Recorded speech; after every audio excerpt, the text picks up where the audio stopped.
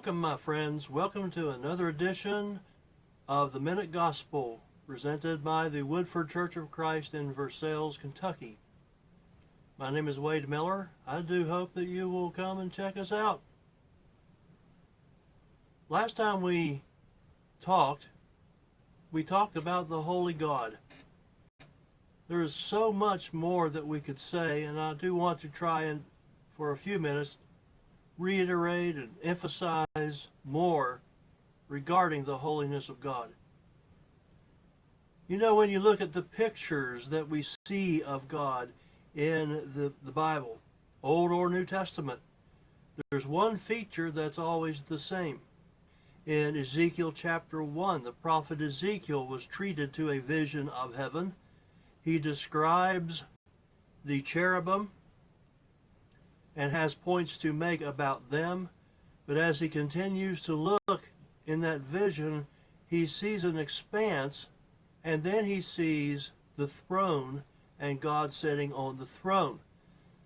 But it's that expanse that sometimes we just sort of gloss over and don't pay much attention to that tells us something about the holiness of God. There's the separation.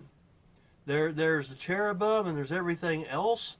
Then there's an expanse, and then there is the throne of God. That shows how separate God is, just how higher he is. There's nothing higher, in fact, than his throne. We see the same picture in the book of Revelation in the 4th chapter.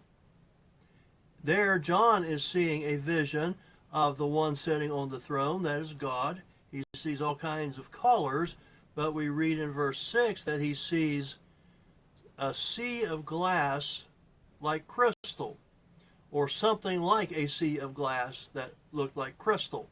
And again, there is that space between God's throne and everything else.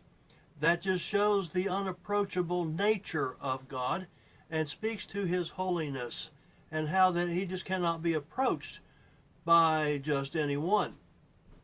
In fact, the Apostle Paul tells us in 1 Timothy chapter 6 and about verse 16 that God dwells in unapproachable light. No one has seen him, no one can see him. And so he dwells in unapproachable light. Again, that separation of God from everything else. That just speaks to the holiness that God has, just how much higher he is than everything else. In fact, certainly when it comes to us, God is that much higher.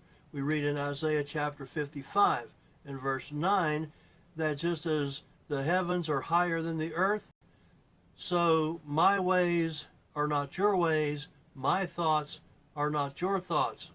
They're higher than ours.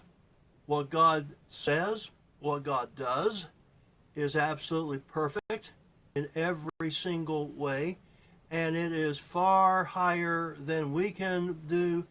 His ways are far higher than our ways. God does not act like we do. And so we have to learn that. We have to be impressed with that. Now, people have all kinds of pictures when it comes to God. They have all sorts of paintings and drawings and images in their head about God. And a lot of those times, those things bring God down to our level. Listen, God is not some divine dodo. He's not sitting there on the throne and looking and surveying and seeing what we do and saying, well, Shazam, I didn't know that they were going to do that. I didn't know that they were going to say that. I didn't know they were capable of this. God knows everything. His ways are higher than our ways and thoughts higher than our thoughts. God is not some kind of a grandfather figure sitting in a rocking chair, drinking lemonade or rocking one of his children, not sitting there with a long beard and just sort of grandfatherly that way. God he has a space between him, an expanse between him and everything else. God is not some divine beer drinking buddy or partying buddy. He's not someone you go in and you sit down on the bar stool beside of and you slap him on the back and just have a good old time. That's not God. And one of the things I really don't like to hear when I hear people talk about God is they talk about the man upstairs. You ever heard that? Perhaps you've said that. If you have, stop it. Don't do that. God is not a man. I want us to understand that God is absolutely holy, without any flaw, without any imperfection whatsoever.